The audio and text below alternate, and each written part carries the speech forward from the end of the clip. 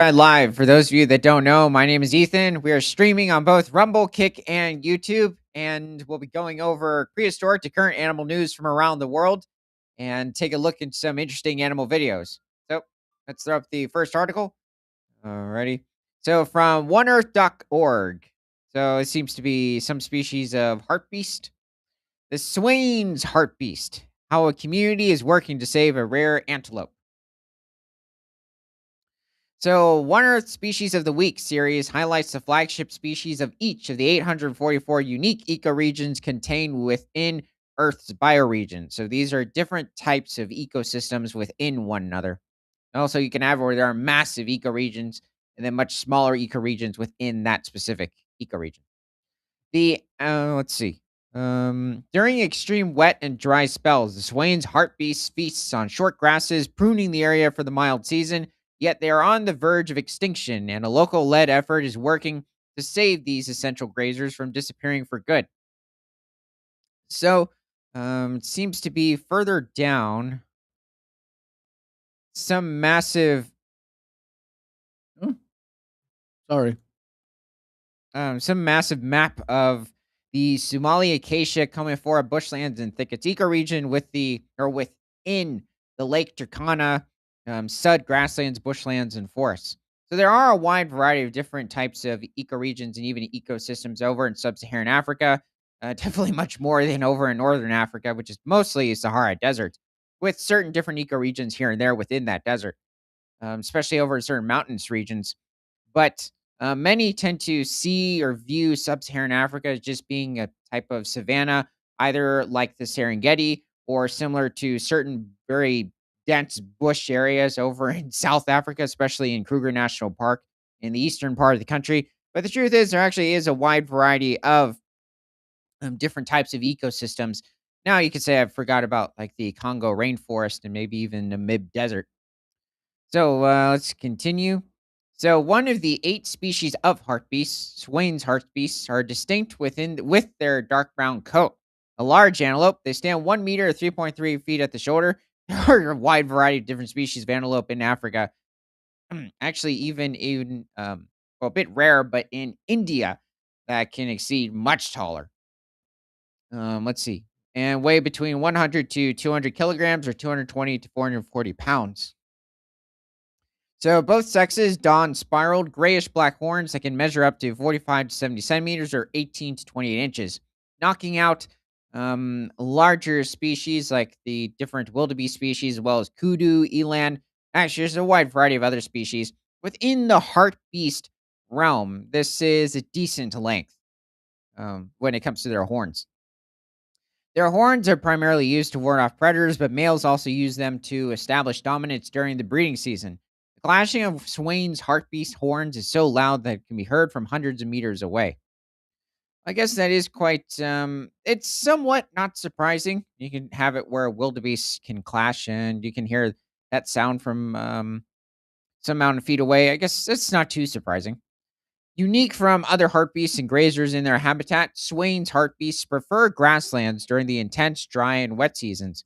Short grasses of no more than 30 centimeters or about a foot make up their diet, and they prefer burn patches.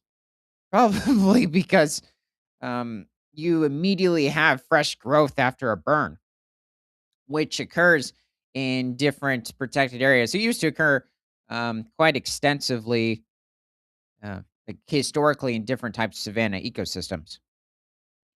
In fact, I believe it occurs annually over in the Serengeti, around September, October, I believe.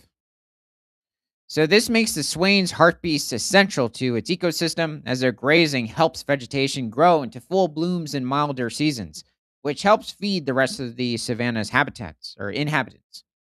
Once widely distributed throughout the Horn of Africa, Swain's hartebeests lived in herds of 20 to 300 individuals. However, due to overhunting and habitat loss, only 70 hartebeests, Swain's hartebeests, remained in 1992. That's pretty low, and that probably also means it's very likely there's a low amount of genetic variety. Um, hmm. Known as the Korki to the Oromo people, traditional leaders called Abagadas came together to raise awareness and protect Swain's hartebeests. They created guidelines for their communities to follow that ended the hunting of hartebeests for food, declaring it went against their customs as stewards of nature. The Abagadas now work with the Senekali Swains Hartebeest Sanctuary, one of the few wildlife sanctuaries in Ethiopia, and only two places where Swain's hartebeests can be found. Wow, I didn't realize it's over in Ethiopia. A pretty populated area over in East Africa, probably the most populated area. So it's good to see that they've eked out a living in a couple of areas in the country. Seems to be a healthy individual and pretty tall grass, too. To keep the hartebeest safe from becoming a food source, the sanctuary educates locals on the essential role the animal serves in maintaining the grasslands healthy and permits people to harvest the remaining dry grasses not eaten by the animals. Over 10,000 people acquire. When I look at that picture, it makes me realize that, yeah, he doesn't look that tall. Or she, whatever it is. Um, yeah, unless this is a smaller species of hartebeest and it's just not hitting me, they tend to be much taller within the different species. But didn't it just say it was like 3 feet? Yeah, that was about it. Over 10,000 people acquire grasses from the harvest as it is split between 57 community groups. They use the grasses to build houses, make ornaments, or sell for profit. According to the Abagadas, as livelihoods become more secure through these profits and awareness spreads, the community is beginning to understand the necessity of Swain's hartebeests, and the sanctuary's popularity is increasing. They already know they were or saw them as important. Um, I think they just saw that it, definitely benefits tourism. Whoa, is that a recent picture? A 30-year record was broken in 2018 as 88 Swain's hartebeest calves were born. Wow, if that's a realistic picture, that is astounding. I wasn't expecting that from the low number. Now, granted, that was over what, 33 years ago? So, this is quite something. Wow. That is a very good looking herd. I kind of wonder if there are also barely any predators around. I was gonna say, what eats them? Well, historically, cheetahs, lions, leopards, hyenas, but I'm not sure if there are any of those populations within this corresponding area. Um, I would also think if there were, they might want them out to protect the animal, considering of how low of a population it has. There aren't any Ethiopian wolves within the region. They tend to inhabit much, much higher elevations and much more arid landscape too. Colder as well. There's even the gelada baboons. Are they for dessert? Um, yeah, well, I didn't figure out about the Italian dessert until much later in life, but um, occasionally you might have, or Ethiopian wolves might hunt younger geladas, but they still tend to flee whenever a couple of wolves pop up. And honestly, not too big of a fan of gelada. Let's see. 30-year. Okay, so between January and May alone. So I wonder if it's one of those species where it kind of can just breed any time of the year. Very similar with like rhinos. In 2019, it was estimated that 850 hartebeests lived in the sanctuary along with 191 bird and 36 mammal species. Okay, so that makes sense for the size of the herd. That's pretty good to see. Swain's hartebeest may still be an unfamiliar animal to much of the world, but as Oramo and their work demonstrate, education about species and their role in their environment is key for conservation success. Let's see. Anything else?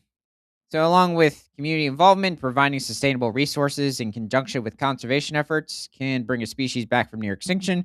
Looks like that's it. Well, I'm glad the Swain's hartebeest is increasing in population and hopefully continues to do so. So, let's head over, I guess, to the next video or first video.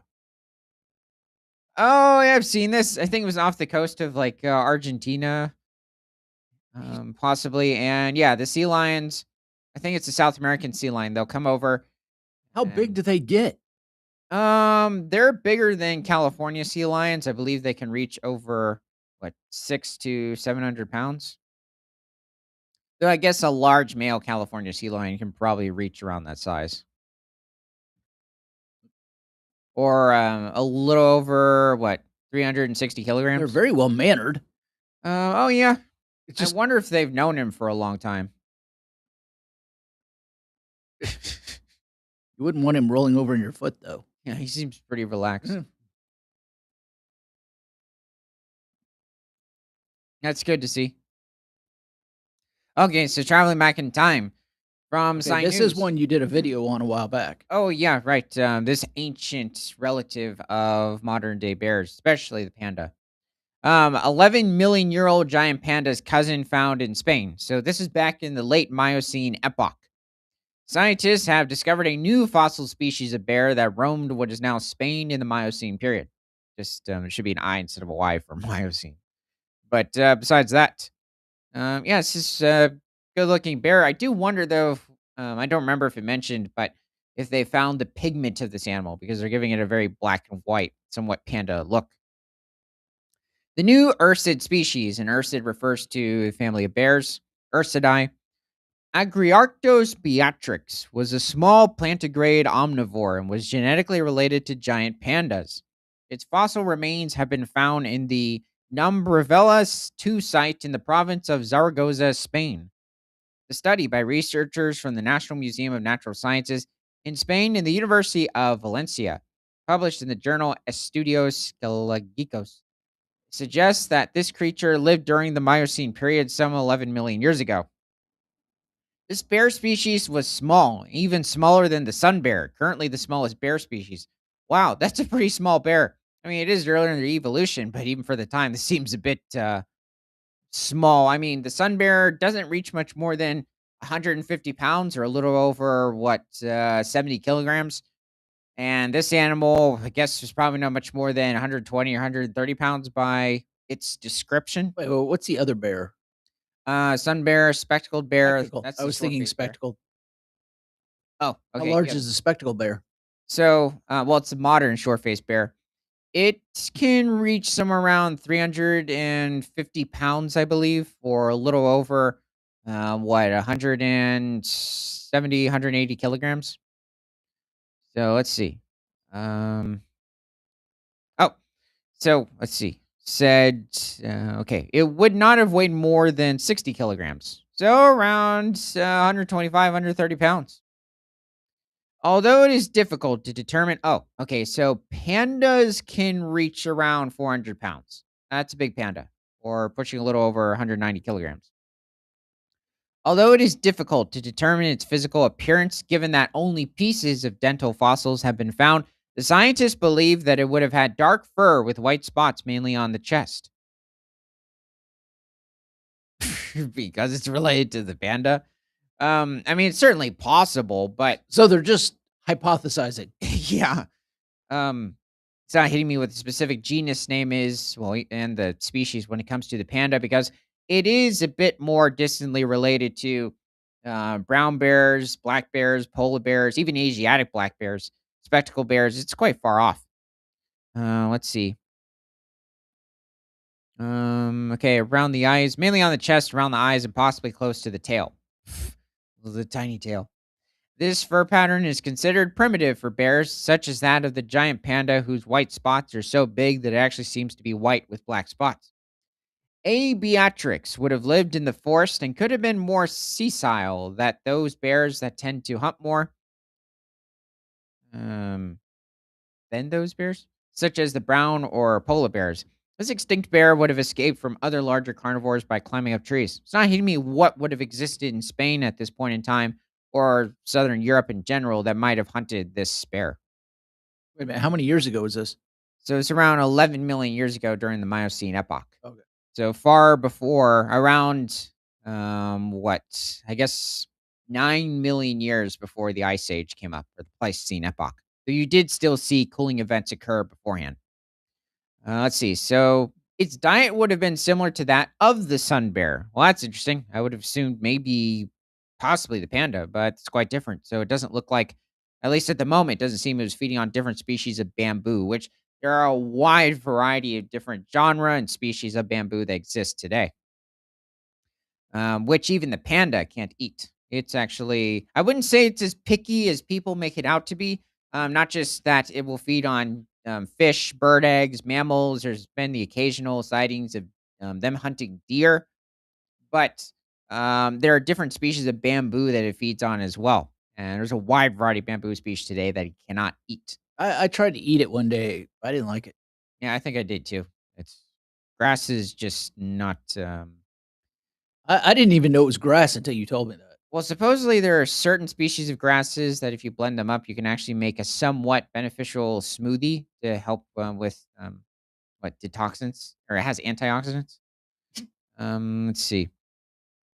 So okay, sun bear Ursus malleolus, or the spectacled bear Tremarctos ornatus, that only eat vegetables and fruit, and sometimes vertebrates, insects, honey, and dead animals. We know that it was insects are a big part of the spectacled bear's diet, but definitely fruit, and even for the sun bear, definitely fruit. Occasionally, spectacled bears might go after deer in the region over in South America, where they inhabit different parts of Peru and high altitude Ecuador.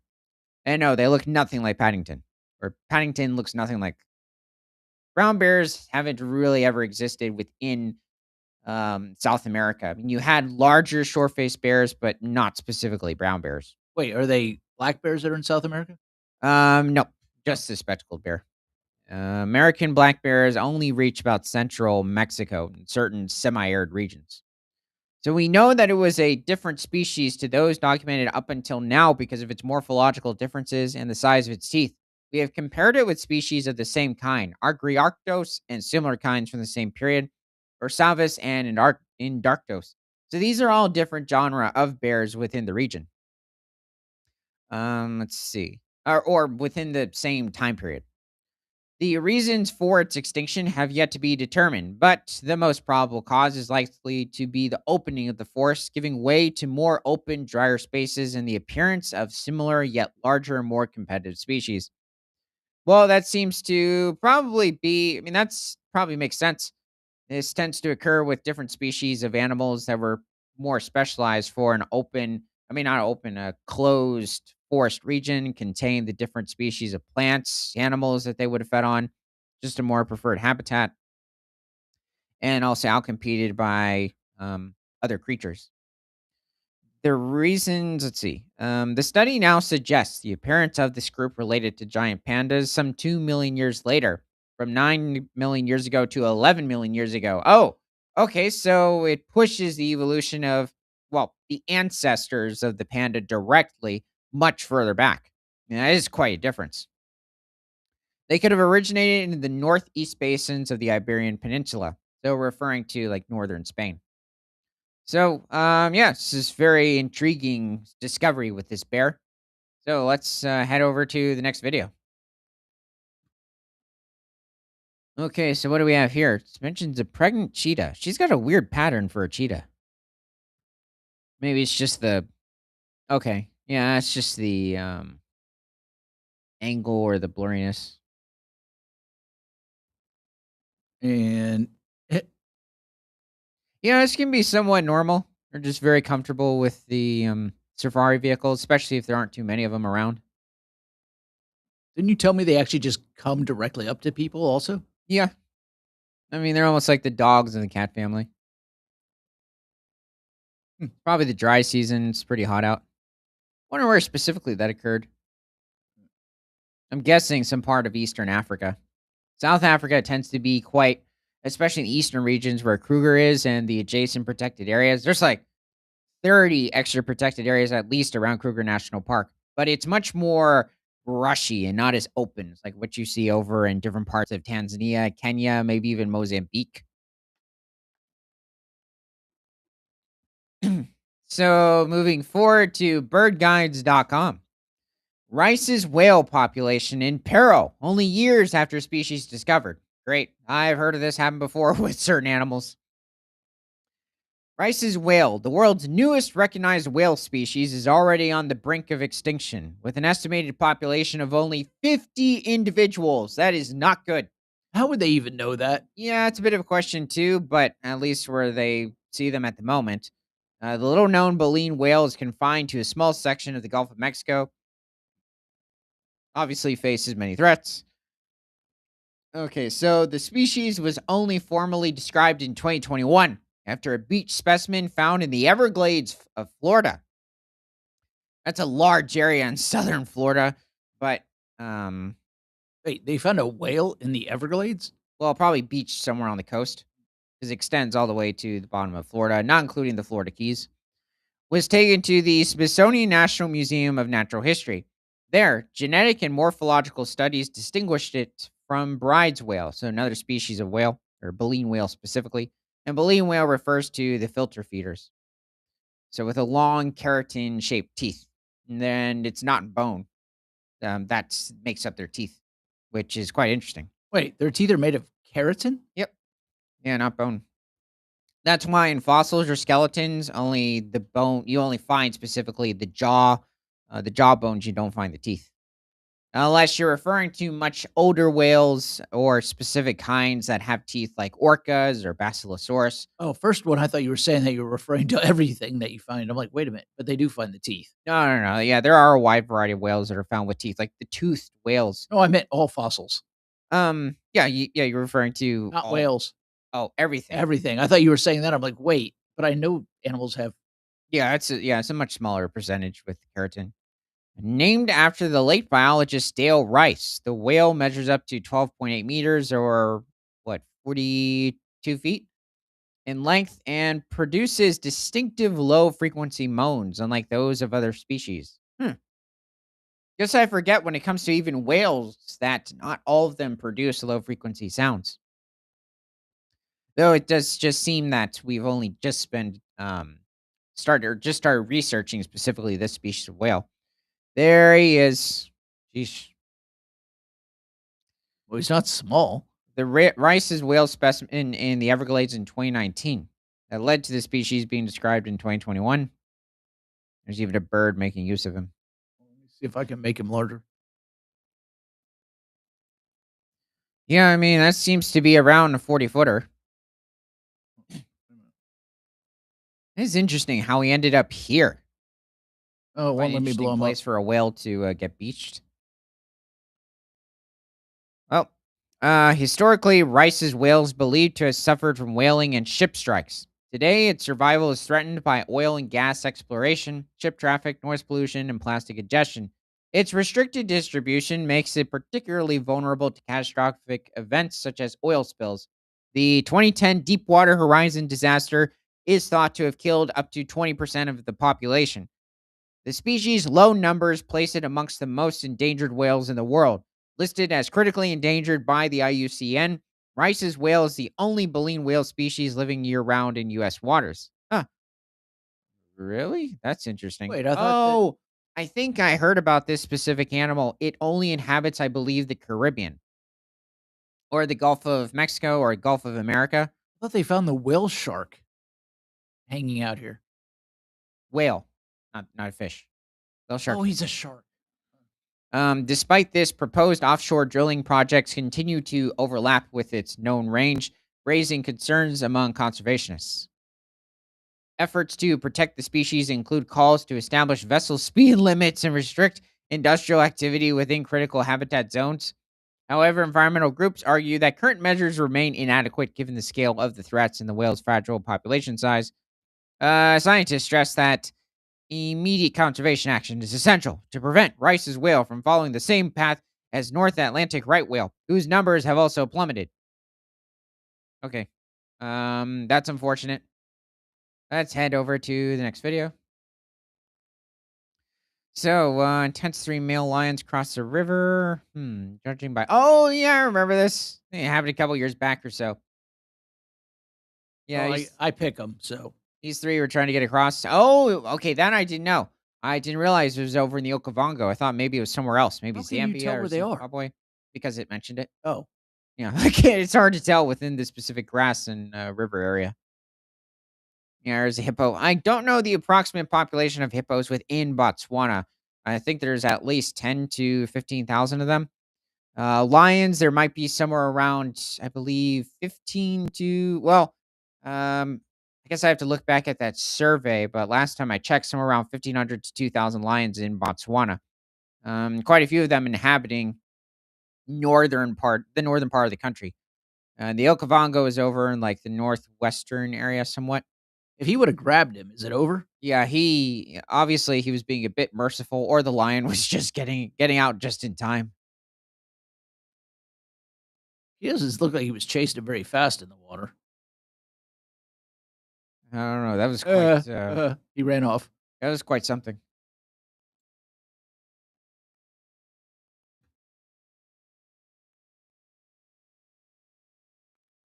But wait, there. Okay, so apart from that ordeal, from the New York Post, skier mauled by What?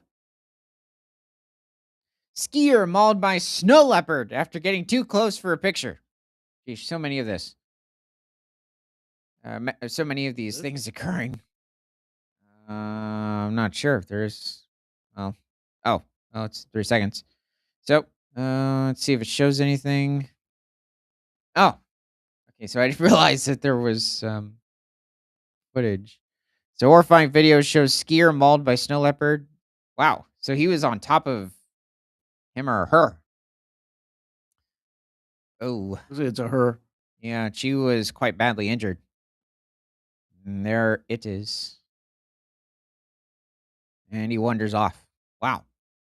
This is quite shocking. Snow leopards, you tend to hear them as, or even view them as kind of quite scared of people, and maybe they're going after certain smaller yak individuals. But I mean, I guess that's not shouldn't be too surprising considering if they're going after yaks, which are quite dangerous animals. Their fights are quite something to watch, especially even if they're paired with a certain bull in the area. For the most part, they're fine. At least, like it was quite an old video that I'm remembering, but no one got really too injured. One was just it depended on which part of the fight, but they were both pushing each other. But yeah, it is quite shocking. You rarely hear of this. A female skier was mauled by a snow leopard after getting too close to try to take a photo, with the chilling video capturing her being led away with blood pouring from her face. Whoa, whoa. So she was getting up, trying to video it. Yeah, yeah. This is similar to "Let me get a selfie." Yeah, that's practically what it is. The footage shows the victim lying prone in the snow wearing a purple ski suit after the animal mauled her on Friday evening in Fuyun County at the northern Chinese border with Mongolia. Whoa, so it's one of these populations. Quite interesting. How did she get up to a snow leopard? Is my question. How did the snow leopard allow her to come up? It was just sitting there and totally okay. This must not be the first time. Or it was sleeping. Oh, right. That doesn't hit me. Still though. Wow. Okay. Did I skip So, it? it just meant she's seen being taken away from the scene with blood pouring from her face. The tourists had spotted the rare big cat in the snow and had gotten within 10 feet of it to take a picture. What? Keyword. According to reports in China, No. the tourist. Well, I mean, it could have been from, she was from another part of China and she just went over there. Unless maybe somebody from here. I don't know. The victim was saved from more serious injuries by her ski helmet, but still had to be rushed to a local hospital where she was said to be in stable condition. Though it could have been somebody from Mongolia, who knows? It comes as Chinese authorities have issued a warning to visitors of multiple recent snow leopard sightings in the area. Wow. Okay, so when passing, okay, snow leopards are larger predators with strong aggressive tendencies. When passing through this area, please move quickly and do not linger. Do not get out of your vehicle or approach to take photos, and never walk alone in the surrounding area. The visitor has been staying near the Ketuhai UNESCO Global Geopark in Shenyang. Please don't stick your finger in the outlet. I mean, your fork in the outlet. Oh, right. A snow leopard has been spotted by visitors close to a nearby guest house on Thursday to try to get food. Whoa. I haven't heard of this. Usually I view snow leopards like staying quite a bit of ways from people, unless it's a certain yak. There's a certain yak herd that belongs to somebody or sheep herd. But aside from that, this is quite interesting. We saw it last night, a few kilometers from where the attack took place, but we can't confirm if it's the same snow leopard. The owner of the guest house. China is home to around 60% of the world's wild snow leopard population. Oh, that didn't hit me. Let's see.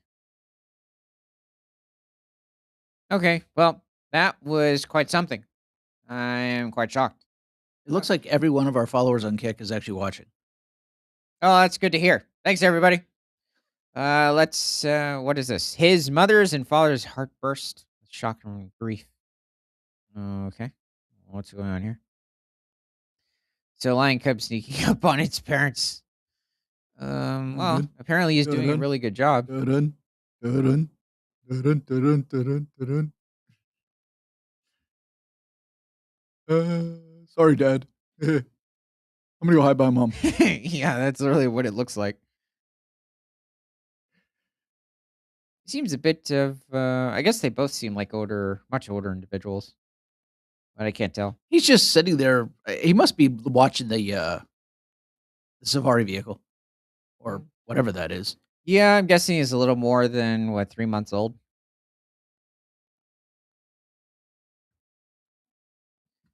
Okay, well, that's good to see. I really wonder what part of Africa that was taking place in. From news.mongabay.com. On Back to to the next. Africa. Oh, right. Yeah, on to the next article. Um, well, I mean, we were just in China when it came to the former article. I guess Africa to start with. Let's see. African wild dogs break the carnivore rule in Botswana. Okay, well, these look like I youngsters. was gonna say, look at puppies. You tend to have where the female will come over and regurgitate her food, especially if it's, impala, maybe some other type of antelope. They'll go after younger Cape buffalo as well. For the first time, hypercarnivorous African wild dogs have been recorded eating fruit, a behavior so far documented only in a small part of Botswana's wildlife-rich Okavango Delta. The wild dogs were seen picking up jackalberries, the fruit of the African ebony tree Diospyros mesopiliformis, with their teeth and swallowing them almost whole. Jackalberries are commonly eaten by jackals. Okay, referring to the genus of the jackal. Hence the name, but this is the first record of wild dogs, Lycaon pictus, consuming them. This is quite interesting considering, um, when you view different populations of wolves, especially wolves over in different parts of the Midwest and Minnesota, they're regularly eating different species of berries, especially blueberries during the summer. So this is quite interesting that it was actually rare for African painted dogs to be seen feeding on fruit at all. So this is really fascinating to see. Wild dogs have teeth adapted to quickly devour flesh and bone, and were previously thought to eschew anything but meat. However, from July to August 2022, researchers observed all 11 adult members of Wild Pack eat jackalberries daily. Oh, so like the wolves as well. Interesting. So these observations are published in the journal Canine Biology and Conservation. The study was led by Megan Klass, then a researcher with the local NGO Wild and Trust Botswana Predator Conservation Program. She later learned that Duncan Rouse, a safari guide, had seen a neighboring pack eating jackalberries a year earlier. Much of the fruit eating class observed occurred near the pack's den. Well, I guess that makes sense. I mean, just a readily available source of fruits not too far from their lair, so that's good to see. It also probably makes the whole pack structure a bit more comfortable, or I guess relaxed. Just before the adults headed off to hunt. Well, that's interesting. So they're somewhat gaining, you could say maybe a bit of relaxation, but some bit of energy, or I guess a boost in, I guess what else would you say? Not necessarily adrenaline, but just a bit of energy before they hunt. So that's interesting to see. She hypothesized they may have been fueling up for the hunt. Older subdominant dogs were observed eating fruit throughout the day, likely to supplement their nutrition since they were lower in the pack hierarchy and had less access to meat. Interesting. This is definitely different from what you see in gray wolves. Gray wolves, even though there is a somewhat hierarchy to an extent, this is not usually seen. Many packs of wolves like this seems to be like they're much more hyena-like to each other than like the wolves, and which is interesting considering African painted dogs can be much more communicative towards each other than wolves. So this is very interesting. Wild dogs raise pups cooperatively and regurgitate food for them in the den, so pups would likely be introduced to this novel food source. Consequently, the taste for fruit could spread beyond one pack. Well, if there is enough in the area available, which I would think there would be, it's not impossible to think that a dog who learned frugivory, which is the diet of eating fruit, in one pack disperses to form a new pack in a new area and takes that habit with them. Shortly after studying the Jackalberry pack, as Klaus dubbed the dogs, she recorded three of its female members dispersing much farther south, near Moremi Game Reserve. So, yeah, this is a protected area adjacent to the Okavango Delta. There are also elephant herds here as well. Now, a conservation manager with the NGO African Parks in South Sudan, Class said she wondered whether those females took their fruit eating habits with them. Batilo Tishimologo, an ecologist in eastern Botswana, not involved with the study, carried out wild dog field work in the same area of the Okavango more than a decade ago. He told Mongabe this first published record of wild dog frugivory was intriguing. I personally have never observed it, who said Tishimologo, who has also studied wild dogs in the Mabawishebi sector of Kagalagadi Transfrontier Park in the southwest of the country. Oh, yeah. I believe this is also adjacent to the massive Kalahari Game Reserve that also is a part of South Africa, I believe. So let's see. Clarkson said the Jackalberry Pack's dietary revelation is encouraging, given that African wild dogs are endangered with a total population of around 6,600 adults. Well, I will say that on the bright side, even though it's not a lot, that is a higher number than I've seen recently. So I wonder if there's been, or what specific areas there's been an increase in African painted dogs, considering before it was around 6,000 individuals, or it's been mentioning 6,000 individuals for about 10 to 12 years now at least, and saying there's 600 extra. So that's something. So some things are not very adaptable and then they go extinct, but maybe for the dogs, they have that certain level of adaptability in them. I just wonder what specifically, like how the fruits are benefiting them, maybe a bit more in the dry season when less food's available. Or they're just tasty. Well, that too, but also like how long. I guess we don't really know how long they've been eating them for. So it's something really interesting to see. Let's head over to the next video. Okay, so where are we over in some part of Canada? No, this is a little different. I'm guessing somewhere. Oh, he shed his antler. Okay, it's that time of year over in January. Oh, it's really not painful. You have these osteoclast cells that start eating away at that specific area on the root of the antler. And in January, they fell off. It's amazing how many of these they got on video. So it depends. Whoa. Yeah, it can be earlier with the white-tailed deer, depending on the habitat quality. Well, even with Oh, yeah, he barely feels it. yeah, he didn't notice, but he was red on top. Yeah, it just comes right off. Uh-oh. Yeah, this. Yeah, that elk was a bit confused. I think I remember that from way back. But yeah, a lot of these I haven't seen before. Oh, I think I remember this. Oh, he was quite stunned. Yeah, he looks like what just happened? Happened? Yeah, and immediately their antlers are going to start growing back. Now at the moment they're somewhat nubs. But yeah, that's really fun to see. Gosh, I didn't realize there were that many moose shed snapshots available.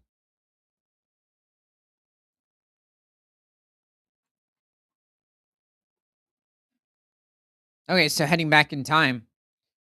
From News, Jurassic dino bird discovered, named Eosinopteryx. So this is a bit of an older article, but I'm not too familiar with this dinosaur. And no, we did not do a video on this specific individual. This definitely looks like a relative of the Archaeopteryx or even the later Sinosauropteryx dromaeosaur species. So, according to a team of paleontologists from Europe and China, the discovery of a new bird like dinosaur from the Jurassic period challenges widely accepted theories on the origin of flight. So, over many years, it has become accepted among paleontologists that birds evolved from a group of dinosaurs called theropods from the early Cretaceous period of Earth's history around 120 to 130 million years ago. I think we already knew at this point that it was much earlier in time, unless I'm wrong, and it was much more recent, but like into the Jurassic, not this late into the Cretaceous when it came to the evolution of birds. Recent discoveries of feathered dinosaurs from the older, middle to late Jurassic have reinforced this theory. I think I was mixing it up with like the epochs within the Jurassic, just like the Cretaceous, Triassic period. The newly found feathered small bodied dinosaur, about 30 centimeters in length or a foot, called Eosinopteryx brevimipena, and described this week in Nature Communications, provides additional evidence to this effect. This discovery sheds further doubt on the theory that the famous fossil Archaeopteryx, or first bird, as it is sometimes referred to, was pivotal in the evolution of modern birds. Our findings suggest that the origin of flight was much more complex than previously thought. So here is the very well preserved specimen of the Eosinopteryx. This is really good to see. You can even see the preserved feathers around the skeleton. That's just Is that what this is? yep, all along to the edge of the tail. Even looks like covering probably part of the head. The skull's very much intact. The eye socket, the teeth, the ribs, the hands, the arms are quite long. It's interesting. It's almost got like a dromaeosaur sort of a. It is a close relative of that family.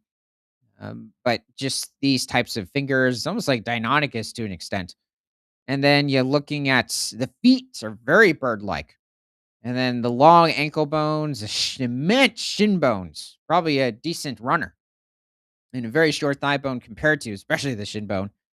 Yeah, small rib cage. Yeah, it's definitely got a somewhat bird-like physique.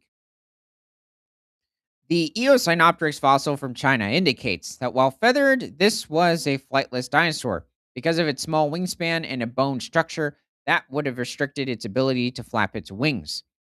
Oh. Well, I mean, many of the early ancestors, I would expect this of the birds, would probably not have been able to fly. Maybe glide, but this is sounding like at all. Like it wasn't able to really get off the ground too much. Eosinopteryx also had toes suited to walking on the ground and fewer feathers on its tail and lower legs, which would have made it easier to run. Yeah, interesting. Very nice fossil. Okay, well, let's head over to the next video. Okay, so let's see what's going on here. Over in Asia, this looks like a massive yak herd. The fight about yep. Oh, He got nailed twice.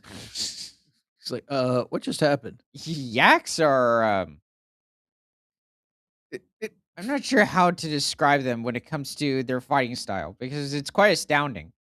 They're quite aggressive and sharp when it comes to fights. Almost, I guess you could maybe compare them to Cape Buffalo to an extent, or maybe even bison in some instances.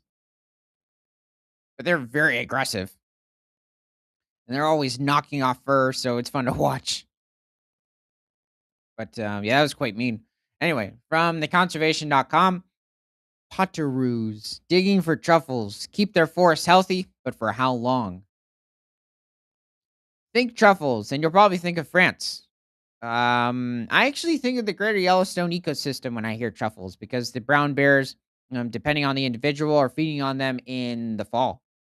So, but you can also have it where brown bears over in the Pyrenees Mountains of southern France are eating them too. Maybe even wolves or definitely squirrels in different areas, especially during the summer. Um, Actually, also the brown bears might be feeding them over in Yellowstone in the summer as well. But anyway, let's keep going. But Australia is actually a global hotspot for truffle like fungi, boasting hundreds of different species. Like culinary truffles, these truffle like fungi produce underground sporing bodies rather than send up mushrooms. Also, you have it where this specific animal is not a rodent, it is a species of marsupial, just like the different species of possum and kangaroo in the country. So it's just some might confuse this with rat, especially when looking at its tail. Living underground has its challenges. Fungi, which form mushrooms above ground, can easily disperse their spores, the fungal equivalent to a plant seed, on the wind. But truffle like fungi can't do this. Also, when referring to the potaroo, this animal, there are a wide variety of different species of potaroo. The question is, who is this? Instead, they rely on native mammals to follow their pungent smells, dig up the underground sporing body, eat it, and disperse their spores in their scat or dung. Australia is a global hotspot for truffle like fungi with hundreds of species. Yeah, there's a wide variety. Many native mammals eat fungi when they are easily available, including common brush-tailed possums, which are native to certain areas of Australia. Trichoceros vulpecula, the swamp wallabies, Wallabiae bicolor, bush rats, which is a species of rat. There are a handful of rodents native to Australia. Rattus fuscipus, and greater bilbies. This is it's almost like an aardvark to an extent, but quite distantly related. The greater bilby? Yeah, in fact, you can look up greater bilby. They have very long ears compared to their body size and very narrow snout. So, yeah, Greater Okay, I space can spell that. Bilbies. The Macrotis Wait, it's lagotis. not the is it the greater bilby or the greater bilbies? Oh, I guess you could I add got an a S. bilby. It should have like a somewhat light bluish type of fur pigment. There he is. And you can find him, I believe, in certain more arid regions of Victoria, so eastern Australia, maybe even Queensland. They do quite well, like even during the dry season or certain droughts. You can find them where they're underground, like under beneath the cracks of the dirt. So they're quite small animals, I believe, not weighing much more than maybe a couple of pounds or so, or less than a kilogram. And so the large ears also help heat escape. Okay, is that a something else underneath him? Yeah, it's gosh, what is that guy? It's another species of marsupial, but it's not hitting me. Are they both I'm not sure if they're drinking water, they're both feeding on something else. Yeah, I don't know what they're eating exactly. Is that the only thing you wanted? I guess we could also put up what the common brush-tail possum, I think. So yeah, Common, and then separate word, B. Oh, got it.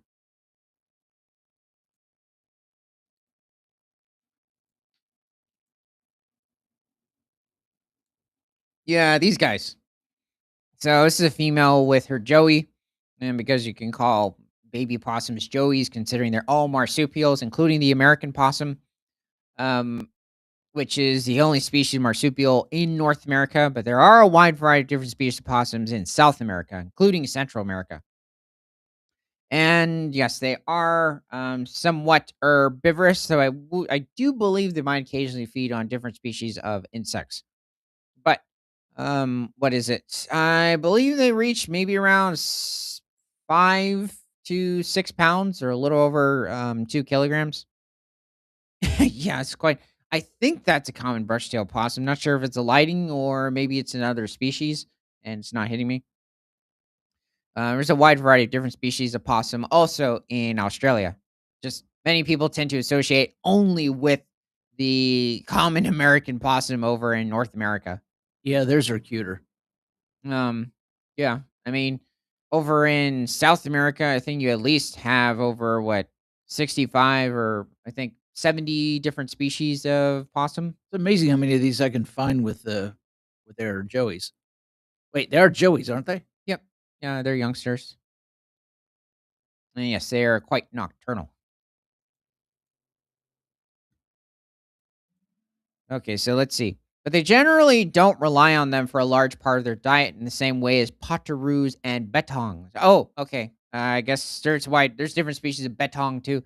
But I guess we can look that up as well. So the betong, Bettong.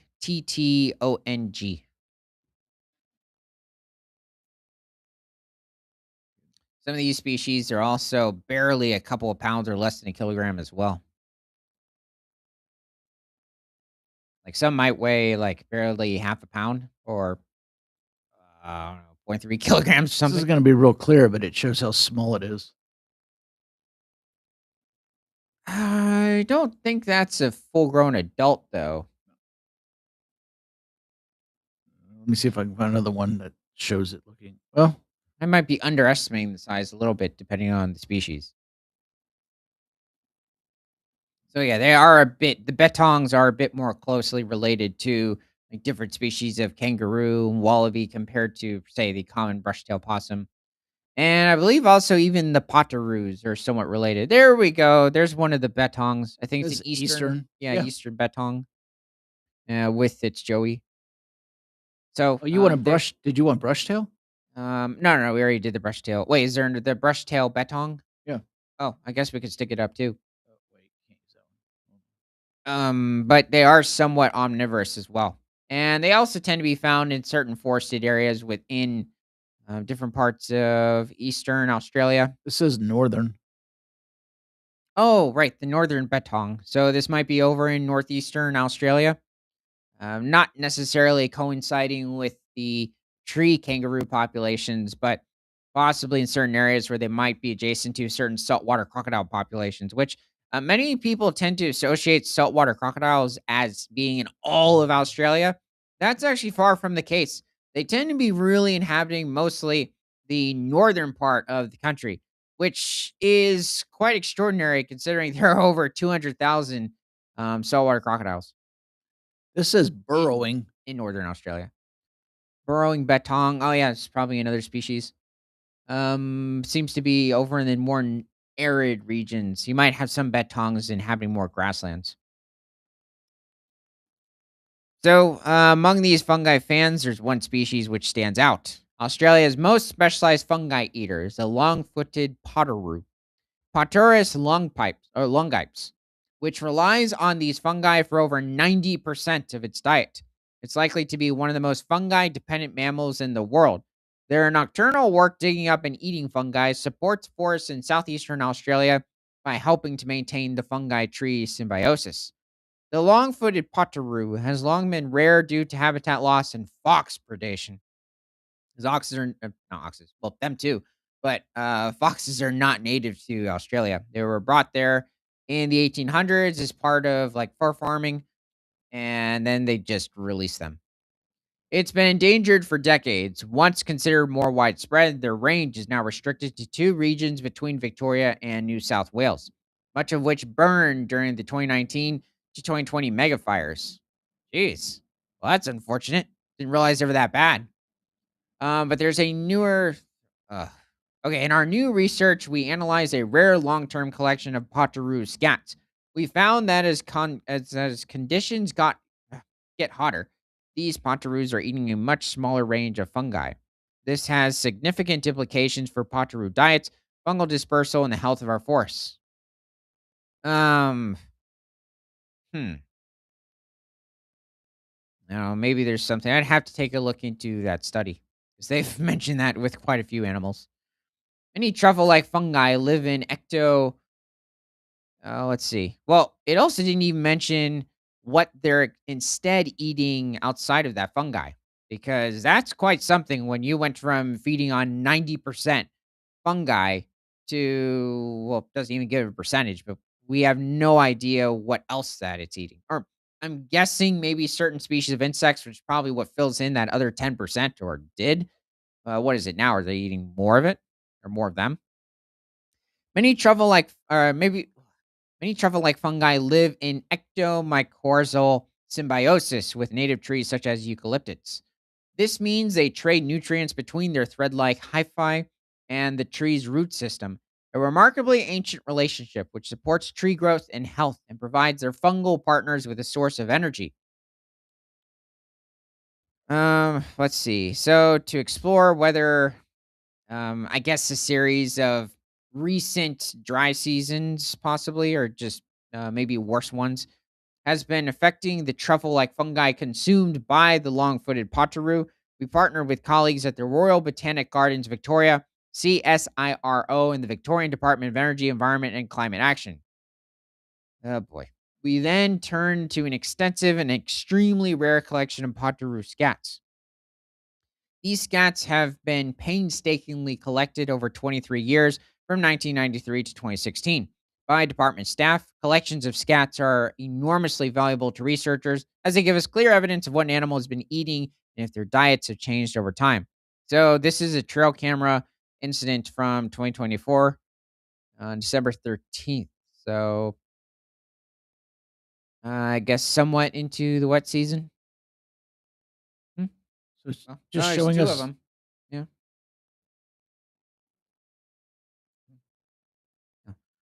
Let's see. So they're all long-footed potteroos. We use DNA analysis to track which species of truffle-like fungi these potteroos had eaten over time. This process involves sequencing fungal DNA present in potteroo scats and matching these DNA sequences to a fungal species database. This left us with a list of fungal species that were present in each potteroo scat. Overall, we found potteroos are 8 fewer species of truffle-like fungi in warmer conditions. This trend was visible from season to season as well as between years. Um, hmm. Like I said, I'm gonna have to take a look at this. Okay, is there a bit more? So during warm conditions, potteroos ate less of some genre of truffle-like fungi and more of others such as Mesophiliae. Oh, okay. So they didn't necessarily start eating more insects. They just went after a different type of fungi. Very interesting. A genus of truffle-like fungi producing hard-cased sporing bodies between 5 and 4 centimeters underground.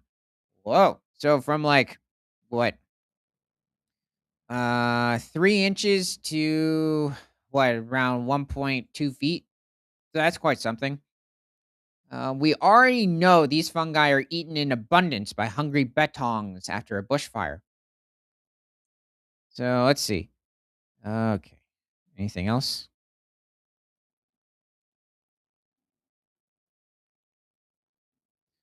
I was trying to claim that um but except that supposed family of fungi that they're feeding on is just another type of truffle fungi. And then it's claiming later in the article that they're eating fewer species of truffle fungi. Well, maybe they are, but they're just eating a handful from this specific family. Okay, so that's it. Just keeps repeating itself. So, yeah, it's quite interesting. But let's head over to the next video. Let me see. I'm guessing he's trying to get some fruit, but that doesn't seem to be a fruit bearing tree. Could be wrong though. Let's see. All right. Eh, I've got a feeling he's trying to push it over. Yeah, And he wants to. what's he trying to get from it?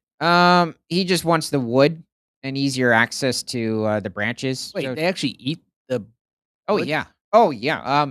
Elephants in general, even Asian elephants, will go after like dead acacias. Well, specifically African elephants. Asian elephants don't have any access to acacia trees, and even forest elephants don't really live. Even in the certain open areas, they don't usually come into contact with acacia trees. Acacias tend to be more of a specific savanna like ecosystems. And oh, there's a second bull. So yeah, that must have been quite rotten for him to push over. It seemed like yeah, he put some effort into it, but wasn't that bad. A healthy acacia tree that size. I'm not sure if he would have been able to push over the tree. Hey, buddy, come on over. I got something. Yeah, they're both. You're gonna take in some calories.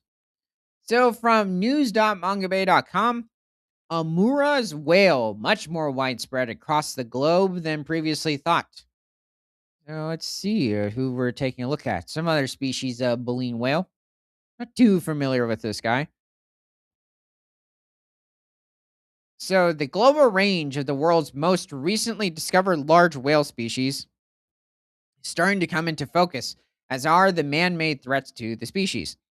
Salvatore Curcio of the New England Aquarium in Boston, Massachusetts, led the team that published a paper in Frontiers in Marine Science in March that includes a map of all known sightings of the elusive Amura's whale, Balaenoptera omuri, demonstrating that the whale has a much larger range than previously thought. A small member of the Rorquals whale family, I haven't heard of this specific, I guess, slight group, which also includes blue whales and humpbacks. Okay, I know who they're referring to, it's just this specific term. Omura's whale has now been spotted in tropical and warm temperate waters in every ocean basin on Earth, except the central and eastern Pacific. The filter feeding baleen whales are known to frequent coastal waters where they appear to feed primarily on krill and zooplankton. Like all other rorquals, they have long, deep grooves along their throats that allows their mouths to expand while feeding. And Curcio and Team's paper also includes the first ever video of Amura's whales during the feeding process. If I jam a bunch of M&Ms in my mouth, it'll expand when I'm eating too. Yeah. Um. So let's see. When Japanese whalers caught Amura's whales in the 1970s in the eastern Indian and western Pacific Oceans, scientists initially mistook them for bride's whales, Balaenoptera indini bridei, though their smaller size led to the conclusion that there were some sort of pygmies bride whales. Omura's whales are typically between 33 and 38 feet long, whereas bride's whales can reach as much as 45 feet in length. So, Omura's bride's whales somewhere between 10 to 11 and a half meters, and the bride's whales is somewhere around almost 14 meters. A team of researchers examined DNA evidence from 8 whaling specimens and one stranded animal in 2003 and determined that the whales actually represented a species completely new to science. At that time, Omura's whale was known to occur in just 3 locations: the southern sea of Japan and in the vicinities of the Cocos-Keeling Islands, in the Indian Ocean and the Solomon Islands in the South Pacific. It wasn't until 12 years later that scientists were able to observe live Omura's whales firsthand in the wild. Oh, wow. That's quite something. Salvatore Carccio led that team of researchers as well. In a 2015 paper, Carccio and colleagues described spotting Amura's whales 44 times between 2011 and 2014. The researchers also captured and released the first video ever taken of the whales, which alerted marine biologists, ecotourists, and marine wildlife enthusiasts from around the world to be on the lookout for Amura's whale. More than 100 sightings of the species, once believed to be the mythical ghost whale, have now been reported. That is quite interesting. In mapping those sightings of the species, Curcio and team made use of all available sources, from published papers to unpublished reports and encounters described on the internet, all of which were substantiated by genetic, morphological, photographic, and or acoustic documentation. Should we take a look at him?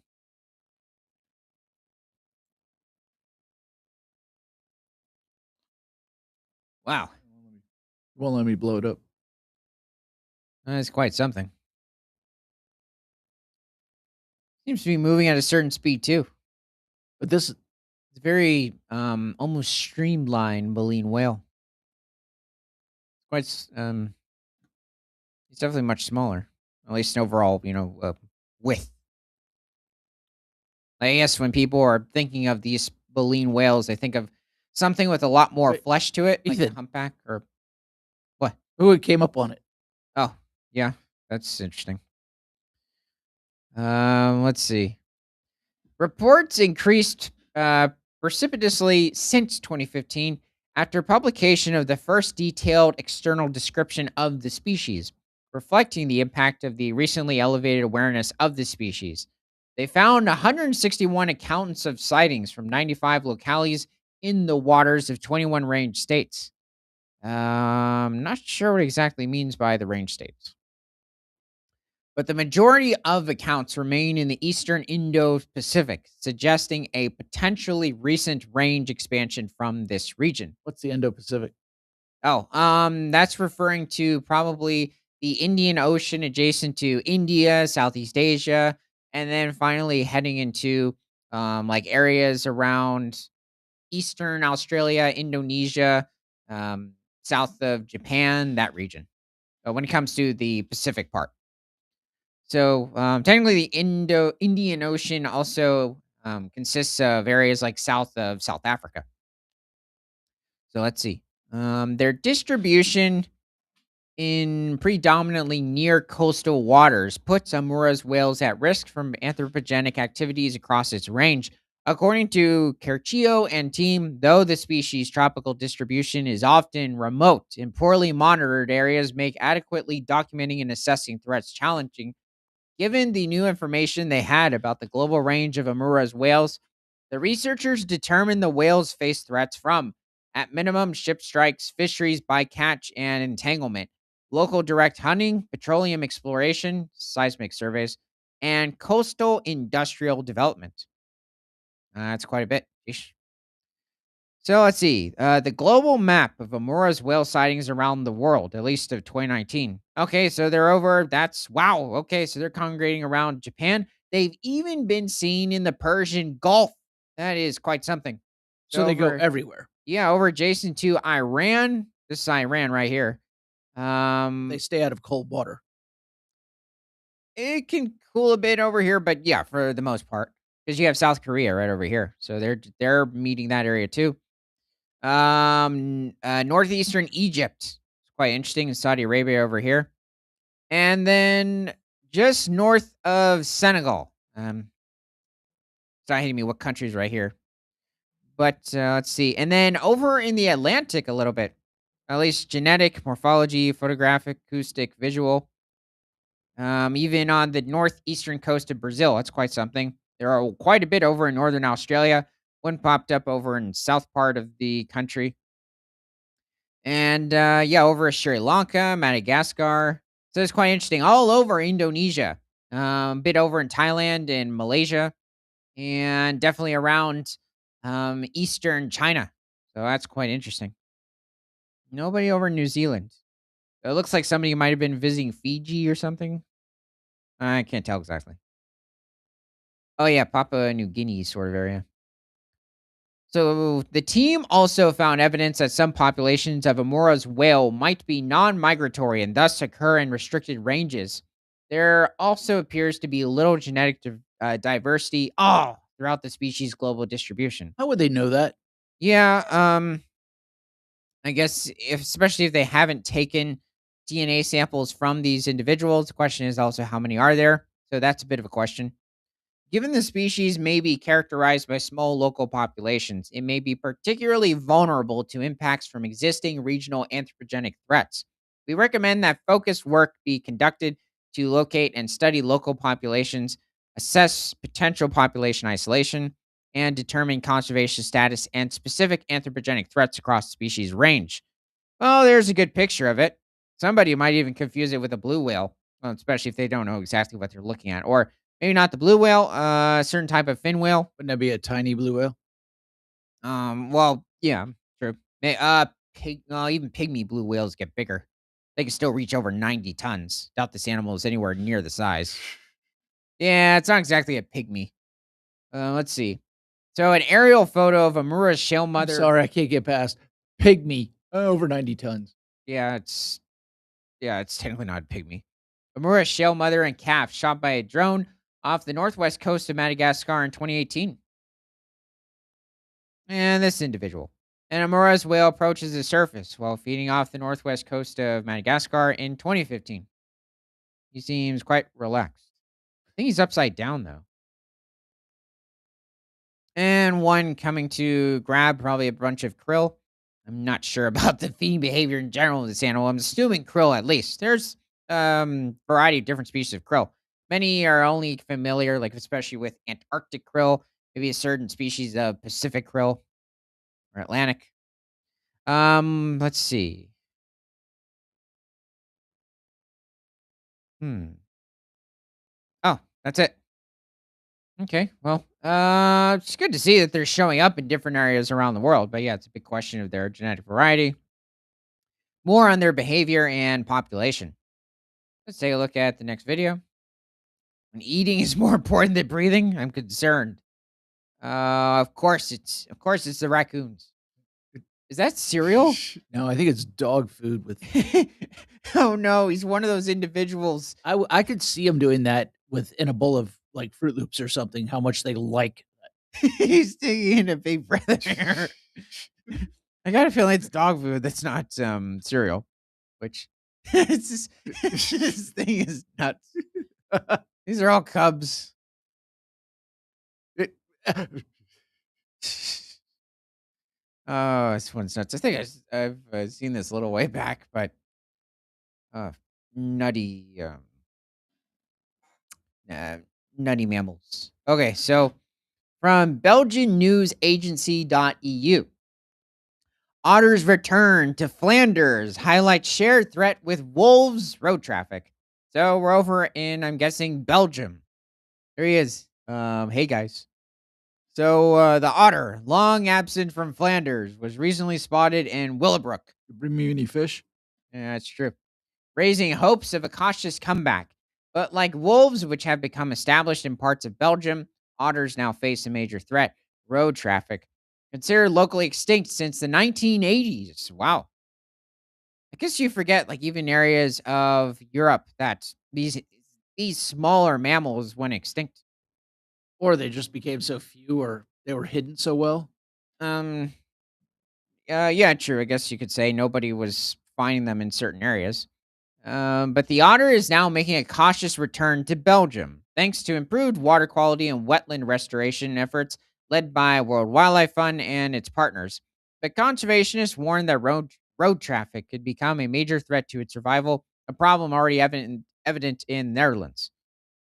And no kidding, there's like 5 million people in Netherlands. It's like a tiny area, about the size of less than half the size of Montana. So there, despite a more stable otter population, an estimated 25% of individuals are killed by vehicles each year. Oh, we can't click it. Oh, can we? And well, it's a bit bigger. And yeah, Belgium is the same, around the same size, if not smaller, than the Netherlands. It's not hitting me the approximate square mileage. It's small. Why isn't it going back? Um. Oh. Oh, Oh. my bad. Oh. There we go. Okay. So let's see. There, despite a more stable otter population, an estimated 25% of individuals are killed by vehicles each year. Ouch. Oh, that's sad to hear. Experts warn that Belgium could face similar mortality. Oh, I was talking about the Netherlands. Ouch. Experts warn that Belgium could face similar mortality rates unless urgent action is taken to improve safe passage between habitats. Um, yeah. The fact that it's not already occurring at that sort of mortality, but also they just popped up. To address this, World Wildlife Fund is identifying high risk areas and promoting measures such as wildlife underpasses, adapted bridge structures, and reduced speed zones to ensure that restored habitats do not become ecological traps. Well, yeah, that too. You don't want it where they're bottleneck populations. They end up being cut off from other otter populations in Belgium. I guess we could take a look at this. I think it was on the log. What? Uh, I think he's about to pop up. Oh, there he is. I think we. Oh, can we expand it? There he is. yeah. Hold on, let me go back. Well, unfortunately, it's a bit blurry, but yeah, there he is. I mean, it's good to see him, considering they're basically non-existent in Belgium. They are native to the country. There it goes. You just walk off screen. Probably trying to find different species of mollusks in the region, going after certain types of clams. I was gonna say, is he gonna come Mussels. back? Probably. What? They just showed the tail end of him. Oh. There he goes. Something spooked him. Maybe the camera. Mm. And I'm also feeding on different species of crustaceans in the region. That's good to see. Seems like a healthy individual. So it's not unusual for wildlife in Belgium to be threatened by traffic. This is also the case for the wolf, a species that returned to the country in 2018. Of the 28 pups born to Wolf Noella in Limburg, wow, that's a lot. 18 have died in road accidents. No! Oh, that is angering. Political parties like Grow In are calling for more systematic adaptation of infrastructure to protect large carnivores. Don't they just need to wear reflectors or lights? Yeah, that too. Um, yeah, you might have just to create, underpasses for them as well. I don't think don't keep changing the roads. Traffic is not the only threat to wolves. Reducing their protection is. They're getting hit. What's the protection going to do at this point? I don't know. That's not a good semi horn sound effect, but I was trying. This week, the European Parliament will vote on the wolf's protection status under the Habitats Directive. Oh, you people. The species has already been downgraded from strictly protected to protected under the Berne Convention in December of 2024 at the EU's request. Again, what does that have to do with I being hit don't by a know. vehicle? It means nothing. Um, if the European Parliament votes to reduce wolf protection, Parliament. Parliament, Parliament. oh, Parliament, it would be the first major change to the Habitats Directive since 1992, making it easier for member states to manage populations. There's like 20 to 25 wolves in all of Belgium. Uh, what on earth? And we have to manage them. Jeez. The otter is also listed as a European protected species. Oh, okay. It receives the highest level of protection, making it illegal to capture, harm, disturb, or destroy its breeding or resting sites. Um, yeah, I think sometimes it can be a little too over. Well, yeah, I mean, they are in some cases a little too overprotective of otters.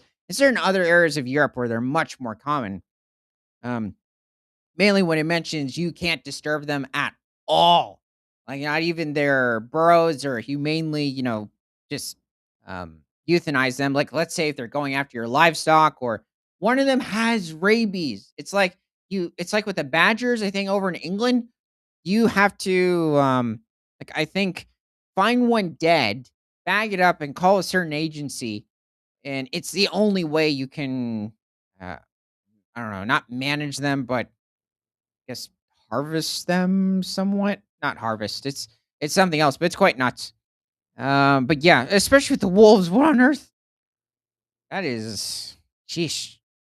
I hope their population keeps increasing, and we get more wolves coming in from Germany and eastwards because Germany is just east of Belgium. How many does Germany have? I believe there's somewhere between 1,100 and 1,200 wolves in Germany, so they have been increasing in population. So let's see. Um, it could be also Netherlands is a very small population as well. Okay, so let's head over to the next video. Hopefully the otters continue to increase in population. Okay, I have two. Is this authentic? Unless he just doesn't care. Oh, that's fake. You think so? Yeah. First of all, Tiger wouldn't lay on the street like that, being so comfortable, unless also the way he all of a sudden reacted, the way his body was moving at the end. But yeah, they tend to steer clear of roads. There have been instances where they've charged people when coming out of the forest. Okay, it seems like some sort of occurrence over in maybe Russia. It could be Alaska. Could even be Japan. I think these are either pink or cherry shrimp. I mean, Shrimp. salmon. See, these are some big shrimp. Well, that's a little bear. That's why I can't tell. Purple flowers. Well, he seems to be having a very hard time. It's They're like everywhere. food everywhere, and I They don't can't get even it. They don't even care. It- Well, that was a failed fishing trip. At least so far. Hopefully he gets some more. Oh, okay. So, the final article from en.as.com. Scientists discover an extinct species that measured 26 feet in length or 8 meters and inhabited the earth 400 million years ago. So back in the Devonian period. Okay, if this is what I think it's talking about, That is some interesting species of animal.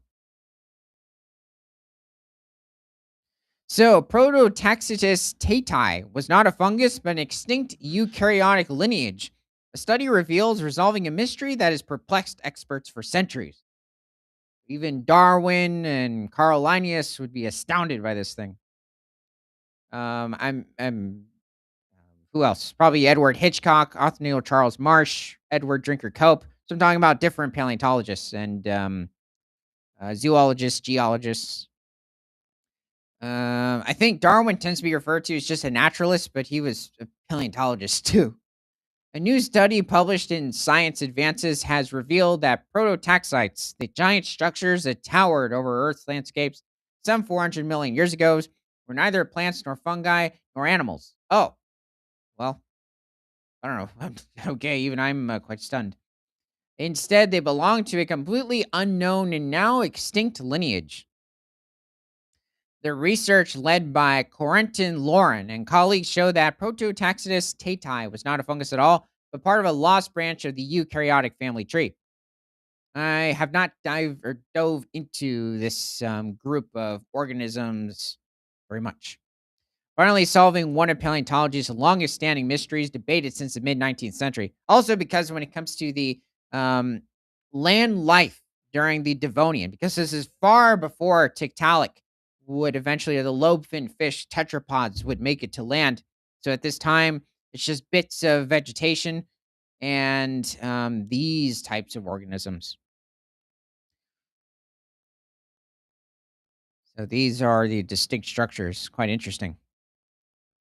These organisms were enormous for their time, up to 26 feet long and more than 3 feet wide. Whoa. Wait. What did we just go down from, though? What is this?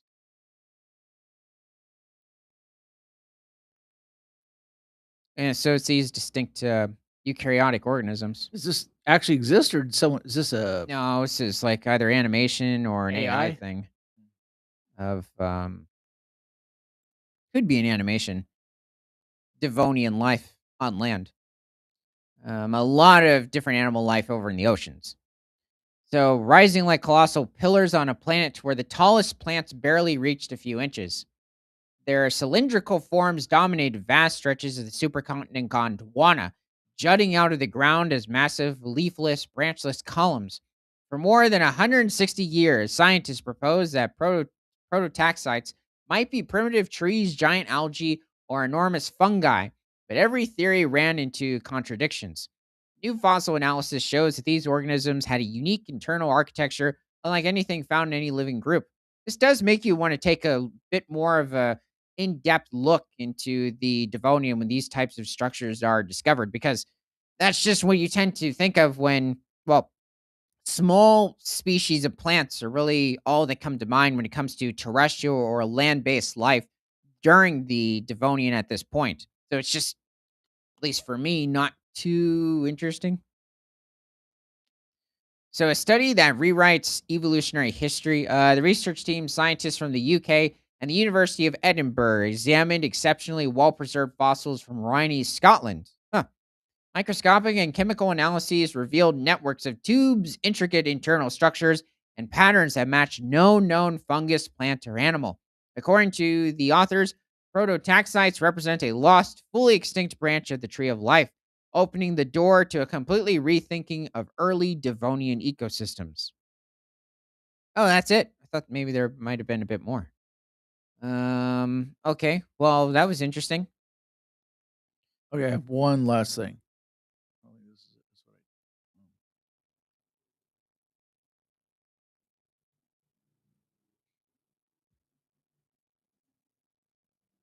is okay. Oh, right. Pangolin. I wonder what species this is. Just quite a few different species of pangolin around the world.